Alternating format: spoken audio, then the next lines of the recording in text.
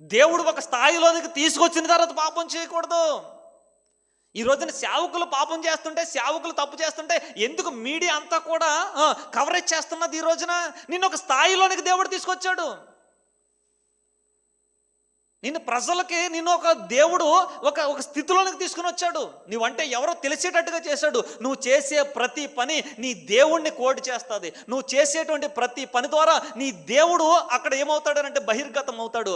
దావీదు, నువ్వు చేసిన పని వలన ఏమైందో తెలుసా? శత్రువులకి ఏం కలుగు చేసావో తెలుసా? నువ్వు హేతువును కలుగు చేసావు. యెహోవాను దూషించుటకు ఒకప్పుడు యెహోవాను దూషిస్తే గొల్యాతు మీదకి నువ్వు వెళ్ళి చంపావో, యెహోవాను దూషిస్తుంటే రోషము తెచ్చుకుని నువ్వు బ్రతికావో, ఈ రోజున ఆ రోషము చచ్చిపోయి నువ్వు చేసిన పాపము కొరకు నీవే యెహోవాను దూషించుటకు కారణమయ్యావు దావీదు. అప్పుడు అర్థమైంది దావీదుకి.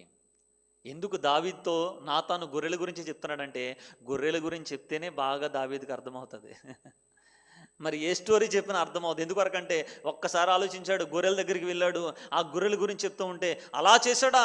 అలా చేసినవాడు నిశ్చయముగా మరణమునకు పాత్రుడు.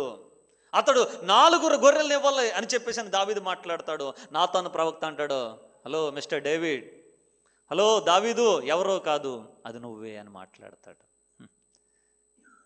దావీదు గుండె పగిలిపోయి 51వ కీర్తన రాశాడు.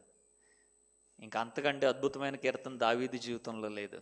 ఒక్కసారి పశ్చాత్తాపంతో రాసినటువంటి కీర్తన మించినటువంటి కీర్తన లేదు. 23వ కీర్తన కంటే అద్భుతమైనటువంటి కీర్తన. కొన్ని లక్షల కోట్ల మందిని తమ పాపము నుంచి మరలా బయటకు తీసుకురావడానికి ఈ కీర్తన దేవుడు దావీదు జీవితంలోంచి వాడుకున్నాడు. పశ్చాత్తాపం దేవుడు కోరుకుంటున్నాడు. దావీదు వలె దేవుని వైపు తిరిగేవారిని కోరుకుంటున్నాడు. దావీదు తన జీవితంలో ఎన్నో అనుభవాలు, ఎన్నో పరిస్థితులు, మరి ఎన్నడూను దావీదు తన జీవితంలో దేవుని దూషించడానికి అవకాశం ఇవ్వలేదు.